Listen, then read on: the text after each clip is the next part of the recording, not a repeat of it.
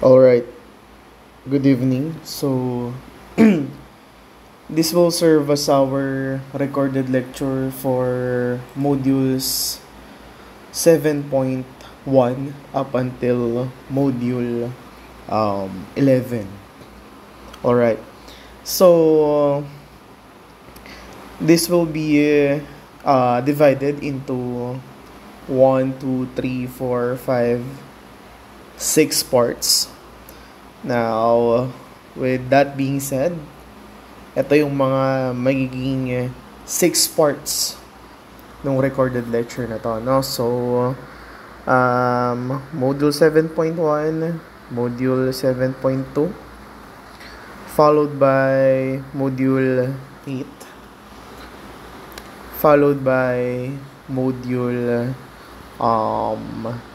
10, module 11, and then module 9. I have my reasons kung bakit hindi siya sunod-sunod. So, just allow me to explain how come ganun yung magiging approach natin dito sa recorded lecture na to, no? Now, module 7.1 will be your red blood cell indices. Module 7.2 will be your red blood cell counts. Module 8, your WBC count. Module 10, your platelet count. Module 11, your reticulocyte count. And then Module 9 is your WBC differential count. Alright?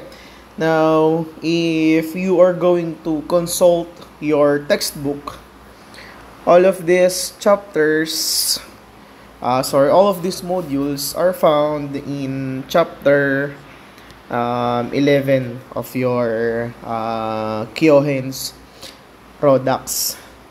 Alright? So, ang title nung chapter is Manual, Semi-Automated, and Point-of-Care Testing in Hematology. Lagay ko na lang din dito. Manual, Semi-Automated,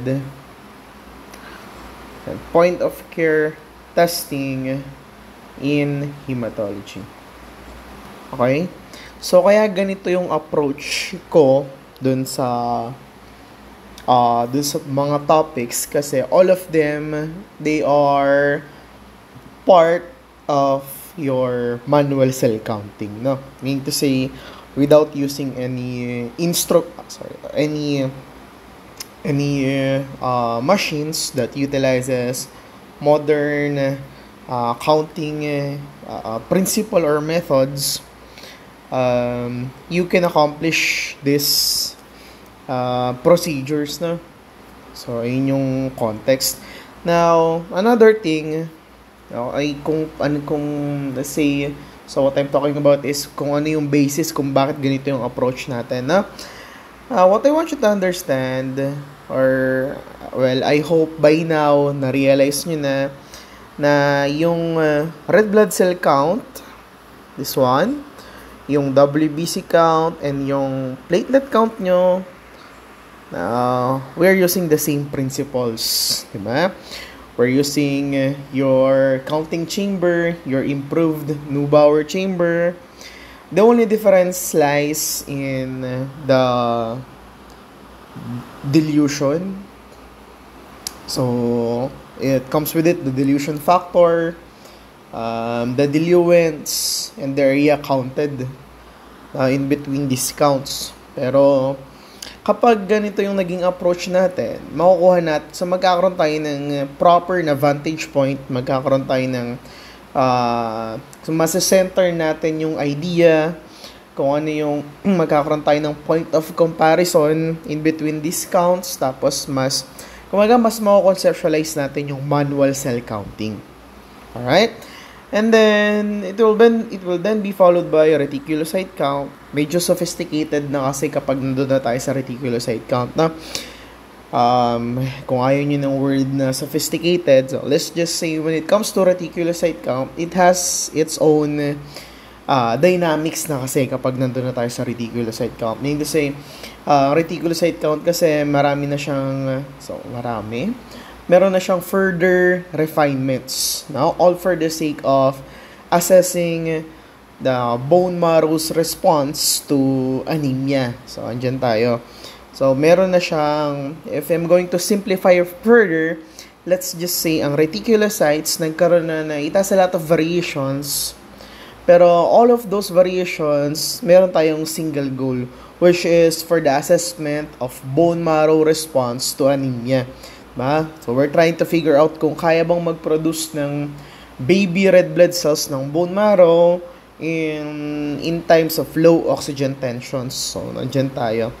Now, yung last will be the WBC differential count. Kaya lang siya last. Although this is very, I would say this will just be an easy take. Kaya ako lang siya inilagay sa dulo. Kasi,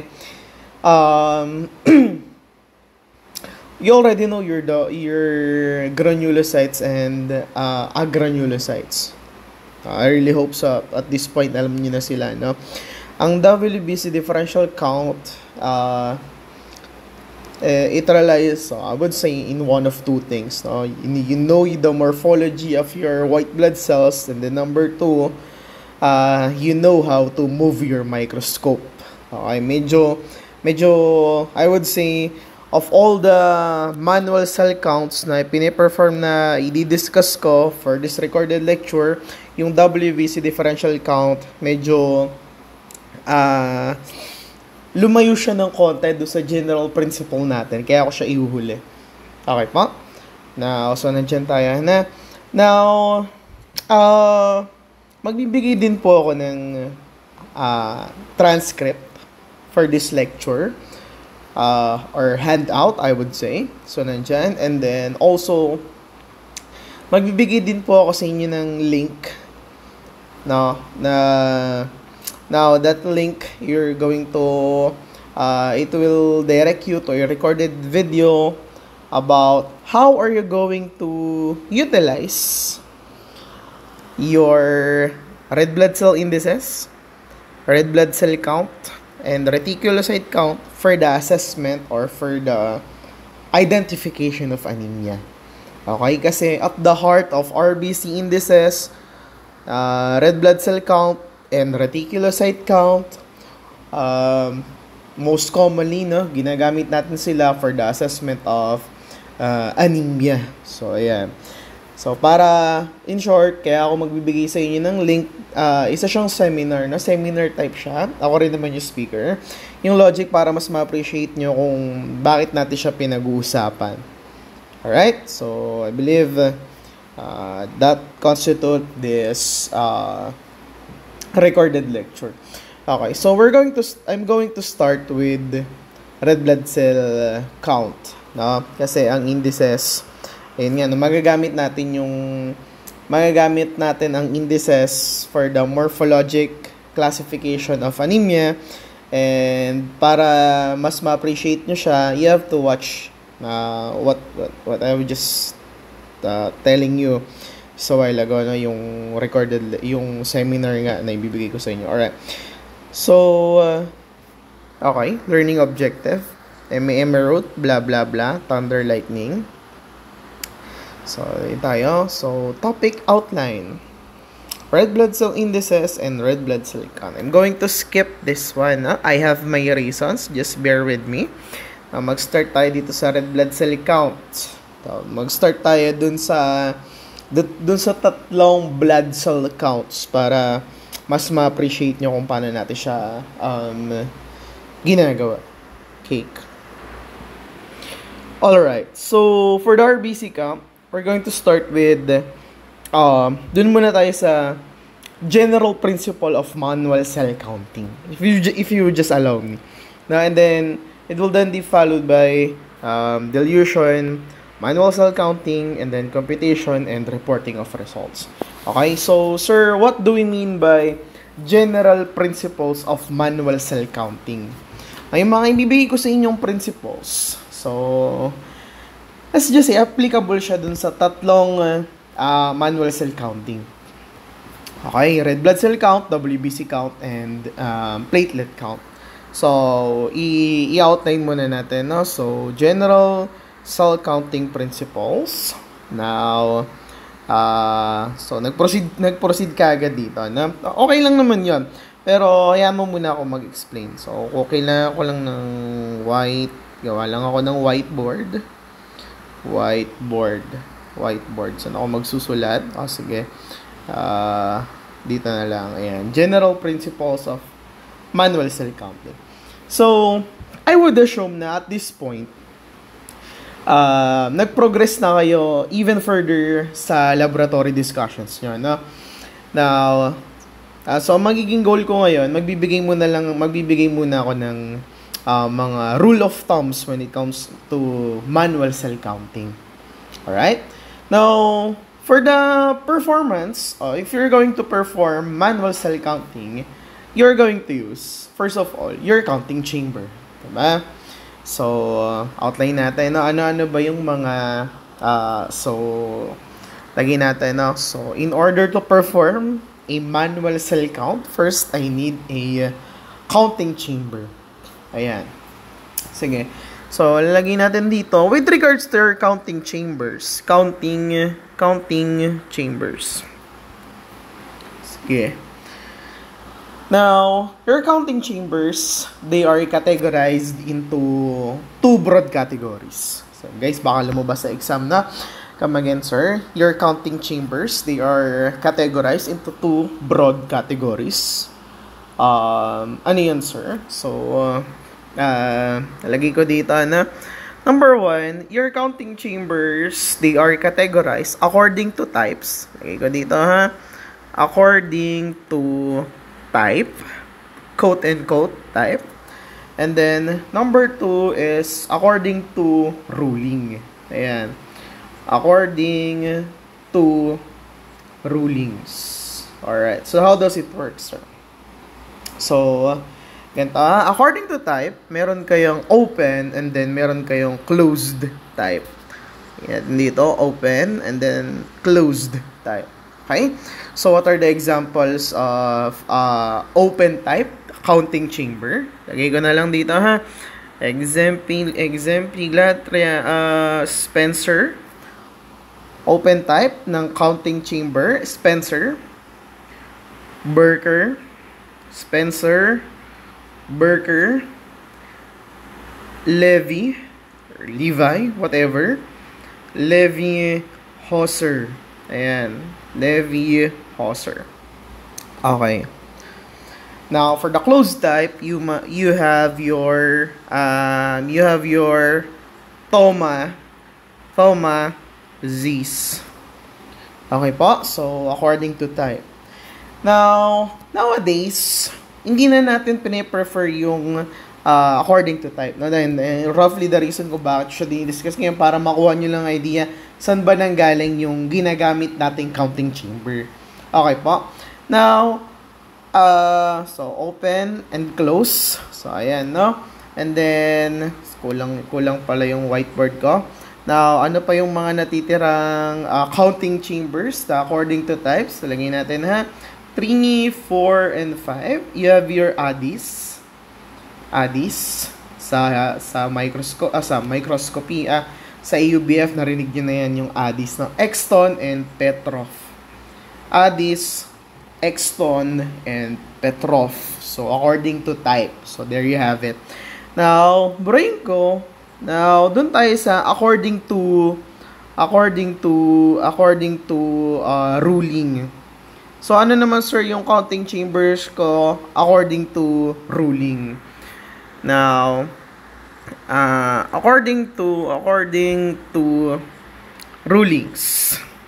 Alright. So, number 1, you have your Thoma. Number 2, you have your Twerk. Number 3, you have your Fuchs Rosenthal. Number 4, you have your Neubauer.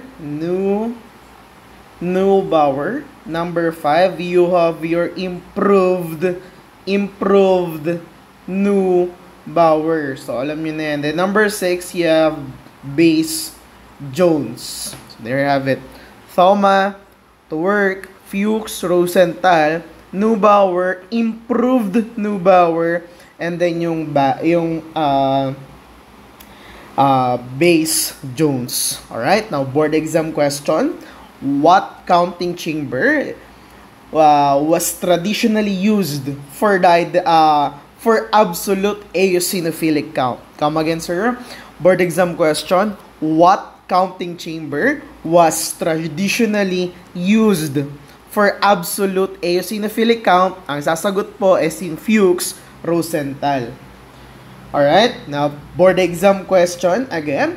What is the most commonly used nowadays? That is your improved Neubauer. So, ayan, alam niyo na kung saan nanggaling. Na, ulit, absolute eosinophilic count, Fuchs, Rosenthal, improved Neubauer, yung most commonly used. So, there you have it.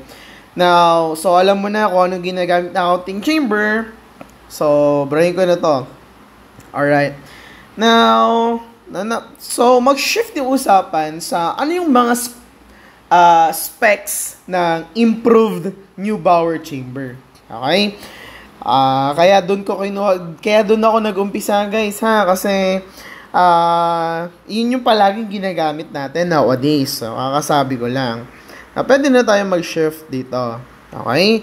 Ano yung mga technical specifications ng Neubauer counting chamber? So, eto tayo na. Pag na-capture nyo to, guys, winner na tayo sa lahat ng mga pag-uusapan natin. Pagbasa narinig mo yung manual cell count, you know what you are doing. Okay? Now, pabibilisin natin ng konti, ha? So, this is your improved, So, ito yung improved Neubauer chamber niya, no? This one. This one is your improved Neubauer chamber. So, ano yung specifications na dinadaldal mo, sir? First of all, it is made up of two identical rulings. Diba? Paano yun, sir? So, diba, i-insert nyo siya sa microscope, sa stage ng microscope nyo. Tapos, meron siyang dalawang identical na ruled area. Diba? Or, yun yung chamber na pinag-uusapan natin. Now, yung chamber nyo, yung dalawang chambers nyo, sineseparate siya ng age shape na moats. Pag sinabi nating moat, guys, quote and quote moats. Okay, pag sinabi nating moat, actually isa siyang water system that protects a certain structure, diba? Yung moat, saan ba nanggaling yan, sir? Di ba dati, no? May yung mga castles. Sabi mo, meron kang sorry, can't help myself, di ba? Meron kang castle, tapos di ba dati yung construction ng castle, napoprotektahan siya ng body of water. Tapos merong drawbridge para makapasok ka dun sa castle, di ba? Para makross mo yung body of water. Yung body of water that protects the castle, that is your moat. Okay, sana nakuha nyo yung idea. So, in this case, yung castle mo, yung counting chambers. Alright? So, ganun lang naman. Now, going back. So, meron kang dalawang identical na ruled area dun sa nasa-separate ng age shape na moat. Ngayon, ganito, no? What I want you to understand, for any cell count, ine-express natin palagi yung result natin in terms of number of cells per unit volume. So, dun tayo, na ulit, sir. For any cell count, ine-express natin yung result natin. Nalagay ko dito na result of my cell count. Palagi natin siya ina-express in terms of number of cells per unit volume. Okay? So, start muna ako dito. Per unit volume. Ano yung most commonly units of volume na ginagamit natin? So, ito ha, rule of thumb na. Every time na magpe-perform ka ng cell count using improved Neubauer, ang result mo palagi automatically naka-express in terms of cubic millimeter. Okay? Come again, sir. Every time nagagamit ka ng Neubauer counting chamber, palagi ang result mo naka-express in terms of cubic millimeter. Alright? It just so happen, ang cubic millimeter mo, so lalagay, ang 1 cubic millimeter mo is equals to 1 microliter. Okay? It just so happen na ganun siya. So, walang malilito, ha? Every time na, so sabihin na lang natin, at this point on, magiging interchangeable ang cubic millimeter at microliters. It's just a manner of expressing your result. Alright? So, ganyan, ha? Tapos, so, yun yung right side ng result mo. Tapos, doon sa left side, number ng cells. So, this entails what? So, this entails, for every time na you are going to perform manual cell counting, obviously, you are going to enumerate cells, and at the same time, you're you're going to enumerate cells, and yung in-enumerate mong cells, you have to express it in terms of the number of cells per cubic millimeter. Alam ko ang no-brainer kung paano ko siya ine-explain na. Pero ito kasi yung synthesis natin. Ibig sabihin, kailangan, ang susunod na tanong na dapat pumasok sa isip mo, saan ko siya binibilang? Tapos, ano yung area ng binibilangan ko? And then, ang final step ko is to convert yung unit area into unit volume. Okay? So, gaganon yung message, no? Ulit, kung aanihin natin, kung i-reiterate ko kung ano yung, kung paano ko siya i-explain right now. So, in short, this is how I will perform any manual cell count. So, lalagay natin dito, in short, tatlong tuldok. Okay? So, number 1, sige, i-simplify natin na sobrang, i-simplify ko pa for you. Number 1, dilute your specimen with a special diluent. Lagay natin na, number 1, dilute your specimen using a special diluent. Okay, diluent. So, it depends upon the cell type you are counting.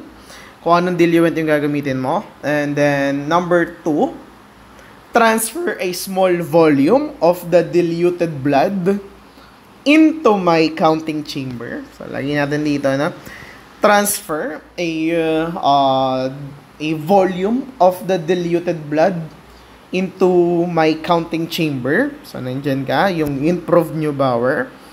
And then, number 3, count the number of cells. So, nandyan ka. Count the number of cells. Step 4. Sige. Step 4. Know the area where I should count. Yan. Know the area where I should count. Number 5, convert unit area to unit volume. Number 6, apply the general formula,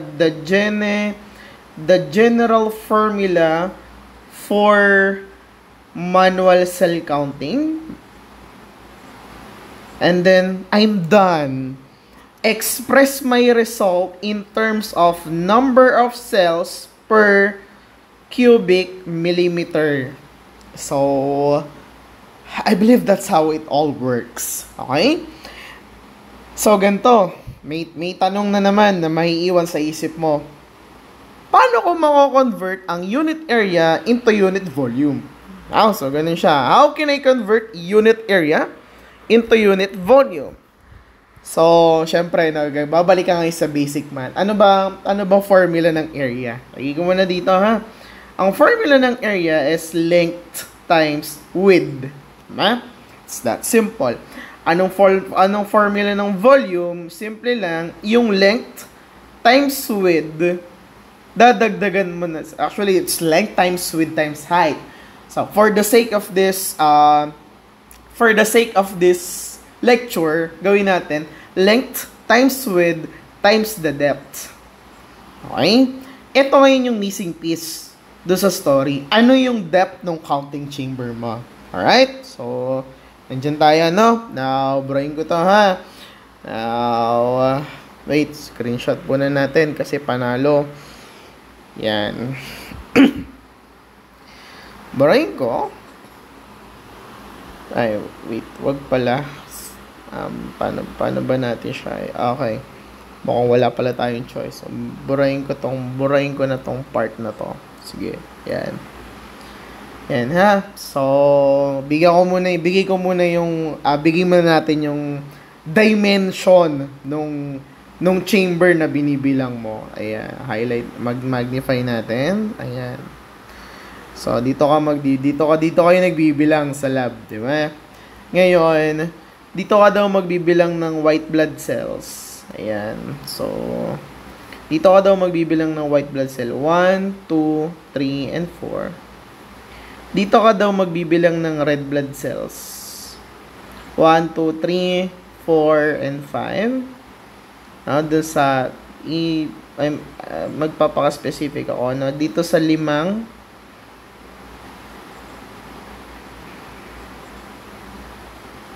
yan.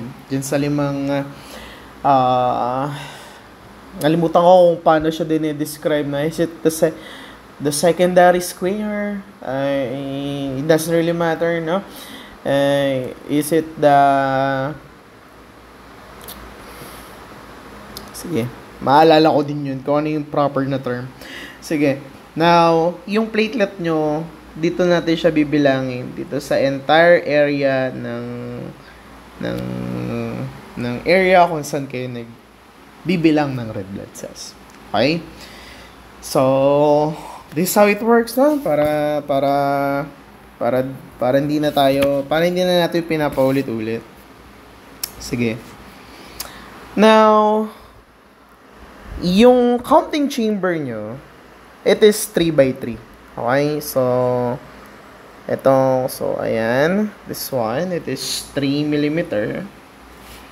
Tapos, this one is also 3 mm. Ayan, 3 mm. For a total area of 9 squared millimeter. Okay? Yeah. Ay, by the way, in order to work this out, kailangan nyo pala na, para mas makasabay kayo sa akin, kailangan nyo pala ng calculator. Simple lang naman, di naman kailangan scientific, para lang mas ma-appreciate nyo kung anong ginagawa natin. Okay, so ang total area daw alam mo na, 3 times 3 equals 9 squared millimeter. Okay? Now, dyan tayo, no? Now, yung area where you are counting white blood cells, it is subdivided into 16 secondary squares. Diba? Pasin nyo, 1, 2, 3, 4, hanggang 16. Okay? Ayan. Now, parang magkakamali tayo kapag ginawa ko pa yun. No? So, ngayon, sige, mamaya na. Yung area nyo where you're counting red blood cells, it is subdivided into 25 smaller squares. Ayan. So, 1, 2, 3, 4, 1, 2, 3, 4. So, 1, 2, 3, 4, 5. Hanggang 25 squares. Okay? So, yun lang naman. Guys, by the way, kaya ganun na lang yung emphasis ko para dito. Kasi, tinatanong siya sa boards. What do you mean, sir? Tinatanong siya sa boards. Even yung simple na area ng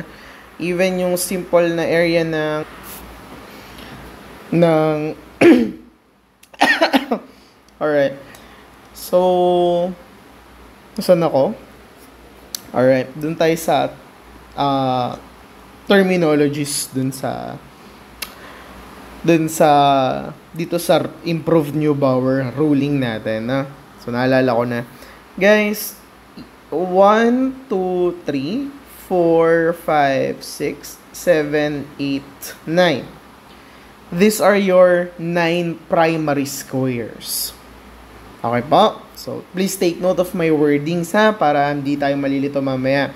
Ulit, yung 9, so these squares from 1 to 9, these are called your primary squares. Okay? Now, yung area nyo where you are counting white blood cells, this one, ayan, these are subdivided into 16 secondary squares. Okay po? So, that's how it works. Meanwhile, yung area nyo where you are counting red blood cells, this one, this is subdivided into 25 secondary squares. Okay? So, ganun lang naman siya kasimple, no? Now, let's do the math. Diba? So, lagay natin dito, kapag nagbibilang ka ng white blood cells, ang binibilang mo ay 4 na primary squares. Alright? Primary squares. Pag nagbibilang ka ng red blood cells, ang binibilang mo ay, so sabi ko sa inyo kanina, na binibilang natin sa red blood cells ay, so dito ka nagbibilang, pero ang ginagamit mo lang dyan is yung 5 secondary square. Okay? So, yun. So, lagay ka dito sa red blood cell, na binibilang mo ay, ang ginagamit mo ay 5 secondary squares. Tapos, lagay natin na within the center primary square. Primary square. Ito yung tinutukoy ko, no? 5 secondary square within the center primary square nung single chamber ng improved Neubauer. Okay, bakit siya mahalaga? Kasi kailangan malaman mo kung paano mo ba madederive yung volume, di ba? Yung volume kung saan ka nagbibilang. Okay? Start ako doon sa WBC, no? Ayan, so, kung 3x3 yung chamber mo, tapos nahati sa 9 primary squares, ibig sabihin, ang area ng isang primary square ay 1 by 1. Tama ba? So, nandyan tayo na. Ito yun, 1 by 1. Okay, so, bigyan natin ng identity. No? Lalagay ko dito sa pinakasulok, ha? Para hindi ka malito mamaya. So, lalagay ko dito ang area of my primary square. Area of primary square is equals to 1 by 1. Ayan, 1 by 1. Now, since we are counting, we are using 4 primary squares for your WBC count. Paano yan? Okay, so lalagay ko dito na yung 1 by 1 mo is 1 squared millimeter. Multiply mo siya sa 4. Diba? So, it's just simple. Para makuha mo yung total area. Kung ilan yung total area where you are counting your WBC. So, 1 times 4 equals, so 1 times 4 equals, like 4, edi meron ka ngayong 4 squared millimeter. Yun yung total area. Total area. Kailangan mo siya i-convert into a volume. Okay? So, nakuha mo na yung length times width ng total area where you are counting WBC. Next step mo is to convert siya into volume. Ano yung depth ng counting chamber mo? Ito po yun, people. Yung 0.1 millimeter. So, paano mo siya i-convert into volume ngayon? Yung 4 squared millimeter, i-multiply mo sa 0.1 millimeter, ang answer mo ngayon ay 0.4. Add natin na. Ayan. I-add natin 0.4 cubic millimeter. Tama ba? So, nandyan ka, no? So, yan ngayon yung volume na fixed na gagamitin mo kapag ang pakay mo ay magbilang ng white blood cells. So, I think nandun na tayo. Okay. Ngayon, dun tayo sa red blood cells. Okay? Burahin ko to, ha? Now, sa red blood cells, lagyan natin dito. So, dito tayo sa kabilang side. So, for red blood cells,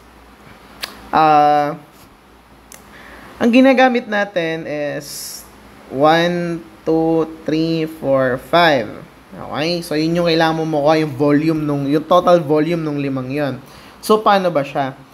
What I want you to understand, hindi natin ginagamit yung buong area ng primary square. So, ang logic dito, since yung primary square mo is divided into 1, 2, 3, 4, 5 hanggang 25, kailangan mo muna yung ma-derive. So, paano siya? So, para makuha mo yung volume, kapag ang binibilang may red cell, so, dito tayo na. So, for red blood cells, so, 1 squared millimeter, kailangan mo muna siya i-divide sa 25. Okay? So, 1 divided by 25 is 0.04. 1 divided by 25 is equals to 0.04. Okay. Ngayon, since we're going to use 5, paano mangyayari? So, okay, dun muna pala tayo sa, ano bang logic nung ano yung logic, sir, nung 0.04 na yan?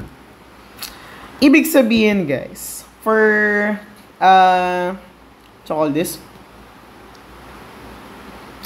bawat isang pirasong square, no, within this primary square, ang area niya ay 0.04. Okay? Yon. Kaso gumagamit ka ng 5. So, paano siya? So, mangyayari, yung 0.04 squared millimeter, i-multiply mo sa 5. Kasi yun lang yung ginagamit natin for red blood cell count. Okay? 0.04 times 5, meron kang 0.2 squared millimeter. Okay? So, ito ngayon yung total area na ginagamit natin for red blood cell count. Okay? So, paano siya magiging volume? 0.2 squared millimeter times 0.1, yung depth ng counting chamber mo, ano magiging sagot? 0.2 times 0.1, 0.02 cubic millimeter. Okay? So, for manual red blood cell count, yan naman ngayon yung volume. 0.02 cubic millimeter. Okay? So ipapalitin ko ngayon. Ganito yung nagiging context ng usapan natin, guys. At this point, nakuha mo na yung unit volume for white blood cell saka for red blood cell. Okay? What's left is for you to count your cells. Okay? So, this is how it works, ha? So, yung mga in-outline ko sa inyong steps kanina, i-apply mo yung formula for cell count. Paano ba, sir, yung formula for cell count? Ang formula for cell count, napakasimpleng bagay lang naman, no? So, lagay natin dito, no? Formula for cell count is, so, lagay ko dito, sige, para di mo na malimutan. Cell count per cubic millimeter. Cell count, lagay ko dito, per cubic millimeter is equals to the number of cells counted, number of cells counted, multiplied by the dilution factor, divided by the total volume utilized. Lagay ko dito in terms of cubic millimeter. Cell count per cubic millimeter, number of cells counted, multiplied by the dilution factor, divided by the total volume utilized in cubic millimeter. Okay? Itong part na to nung result, dito nang galing. What's left for you is to dilute your specimen, count the number of cells. Diba? Long story short, kapag ang pine-perform mo ay WBC count, ano yung gagamitin mong value dito? 0.4 cubic millimeter. Diba? Pag ang binibilang mo ay red cells, ano yung value na nandito? 0.02 cubic millimeter. And I believe that's it. Okay? What's left is yung let's say specificities nung cell count na pine-perform mo. Doon mag-i-revolve yung tatlong modules na pag-uusapan natin starting from red blood cell count. Alright? Sana na-capture mo na yung idea na para hindi ka na baliw-baliw sa cell count. Kasi guys, yung formula po na to, kasi ang tendency ng mga medtech, ino-overcomplicate kasi to eh. Like, mag-i-insert pa yan ng area correction factor, mag-i-insert pa yan ng dilution correction factor, all those factors, okay lang naman, no? Kaso bago ka kasi mag-arrive doon, ito kasi yung starting point eh. Know your area, convert it into volume, apply this formula, and then you're good. Hindi mo na kailangang mag-overthink. So, yun yung naging approach ko, no? Know your variables and then proceed with your counting. Alright? So, pwede na tayo mag-start na. Wait lang. Vocal cords break.